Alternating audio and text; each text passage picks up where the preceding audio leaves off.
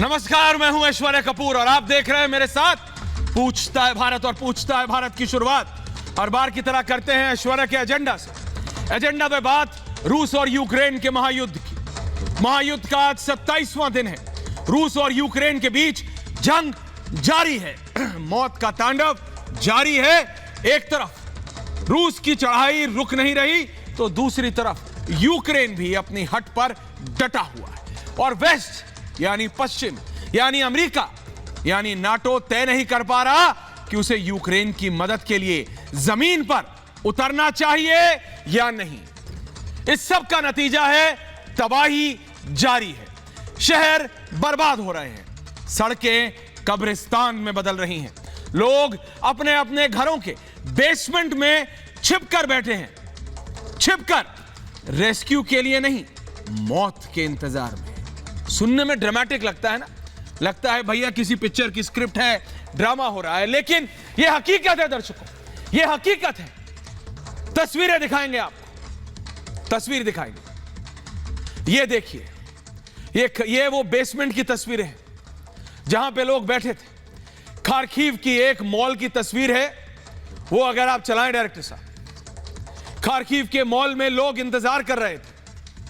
Mall के सामने, mall के अंदर लोग सामान खरीदने। इसको फुल फ्रेम दिखा दीजिए मेरे को हटा के। लोग मॉल में किस लिए जाते हैं? सामान खरीदने। आप और हम किस लिए जाते हैं? सामान खरीदने। लेकिन इन बेचारों को क्या पता था?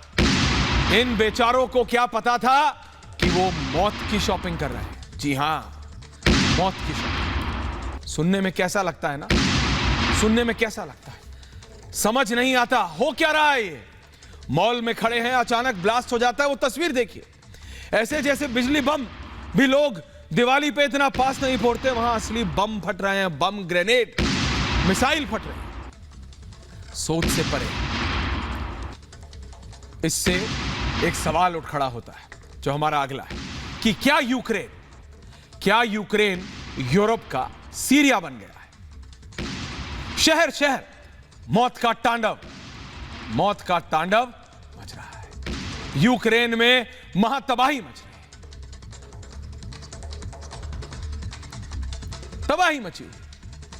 अब एक और तस्वीर दिखाऊंगा आपको। इसके बाद लोग आंदोलन करने के लिए यूक्रेन के एक शहर के सड़कों पर उतरे थे। अगले कुछ क्षणों में दिखाएंगे हम आपको। तो रूसी सैनिकों ने आनन फानन में गोलियों की बारिश कर दी। वहीं बात मारियोपोल की।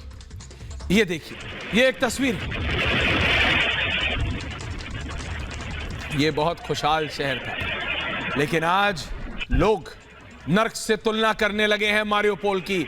जी हां, नर्क से। पूरा शहर तहस नहस हो चुका है।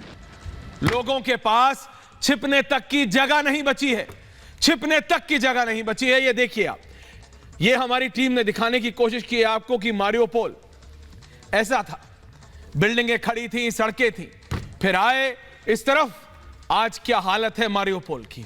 मारियोपोल के बारे में तो यह तक कहा जाने लगा है, मारियोपोल के बारे में तो यह तक कहा जाने लगा है कि भुखमरी इतनी फैल चुकी है कि वहां रहने वाले डेस्परेट लोग, आवारा कुत्तों, स्ट्रे डॉग्स को मारकर खाने के लिए मजबूर हो गए। बोलकर भी रोंगटे खड़े हो जाते हैं। सोचकर देखिए, ये हो क्या रहा है, क्यों हो रहा है, और क्या ये जल्द बंद होगा क्या? रूस ने यूक्रेन को अल्टीमेटम दिया था कि मारियोपोल को सरेंडर कर दो, तो जवाब मिला भाड़ में जाओ।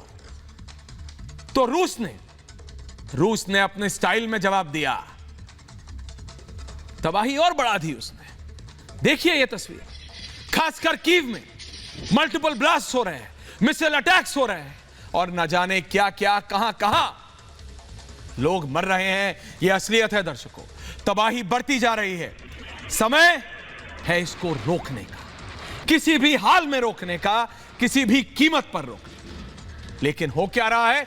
बिल्कुल उलट हो रहा है। हालात और बिगड़ रहे हैं। अब एक गैस लीक की खबर सामने आती है। गैस लीक का ग्राफिक चलाइए। गैस लीक की खबर आती है। पाइपलाइन के आसपास विस्फोट होने यानी ब्लास्ट होने की वजह से अमोनिया गैस रिस रही है। अमोनिया इतनी करोसिव गैस होती है कि अगर कोई भी जीने वाला यानी सांस लेने वाला इंसान या जानवर उसे सूंघ ले तो मर जाता है। यह कह जाने लगा है कि रूस यूक्रेन में वही कर रहा है जो उसने सीरिया में किया था। रिहायशी इलाकों पर इस कदर बमबारी कि कोई सोच ना सके। देखिए किस तरह यूक्रेन का यूरोप सीरिया बन रहा है। जरा वो 50-50 विंडो चला दीजिए घर में। रूस ने इसी तरह अप्रैल 2021 में सीरिया में तबाही मचाई थी, यह किसी से छुपा नहीं है। जब रूस की सीरिया पर 130 एयर स्ट्राइक हुई थी, 130 एक साथ, इन धमाकों से सीरिया दहल गया था। तो वहीं अब 2022 में यूक्रेन पर रूस की बमबारी हो रही है। एक तरफ मैं आपको अलेप्पो दिखा रहा हूं सीरिया, और दूसरी तरफ यूक्रेन। ये तस्वीरें अगर मेरे को हटा के दोनों आप दिखा सके, टॉप बैन हटा के फुल कर दीजिए। 50-50 में बिल्कुल। ये देखिए आप, एक सीरिया है और एक यूक्रेन। क्या आप फर्क पता कर पा रहे हैं? दर्शकों, मैं आपसे पूछ रहा हूं, कैन यू डिफरेंशिएट? क्या आप पता कर पा रहे हैं? मैं दोबारा पूछ रहा हूं। मेरे साथ मेरे पैनलिस्ट अगले कुछ क्षणों में जुड़ने वाले हैं, माइक अप हो रहे हैं वो। फिर मैं पूछूंगा उनसे भी और आपसे भी, क्या वो फर्क कर पा रहे हैं? क्योंकि मैं नहीं कर पा रहा हूं। तो क्या यूक्रेन यूरोप का सीरिया बन गया है? और क्या इसीलिए इन यूरोपीय देश के नेताओं को दिक्कत हो रही है? क्योंकि उनसे बर्दाश्त नहीं हो रहा? पूछ रहा हूं मैं आपसे, बताइए। हाइपरसोनिक मिसाइलों का इस्तेमाल कर रहा है रूस, और हर तरफ तबाही का मंजर है।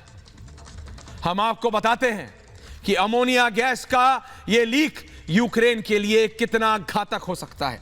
कितना घातक।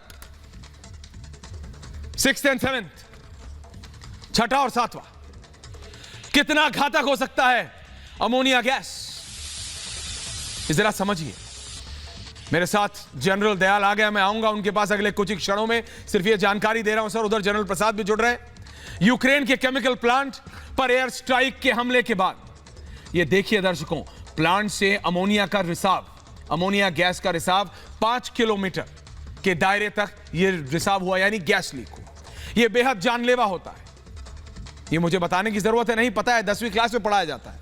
अमोनिया गैस हजारों लोगों की जान जा सकती है इससे। 2013 में भी सीरिया में 1500 लोगों की मौत बताई जाती है कि अमोनिया गैस के लीक होने से हुई थी।